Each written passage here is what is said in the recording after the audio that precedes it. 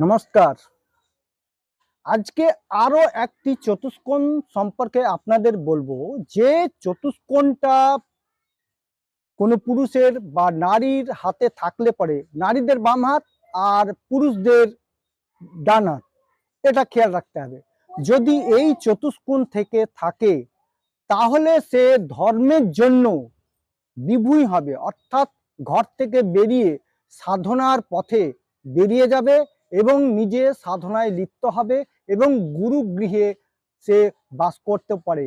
বনে জঙ্গলে যেখানে খুশি সেখানে সে ঈশ্বর সাধনায় মগ্ন হবে, এটা একবারে নিশ্চিত গ্যারেন্টি। সেই চতুষ্কোণটা কোথায় থাকে আপনারা দেখুন। প্রথমত হচ্ছে এটা হচ্ছে শুক্রস্থান।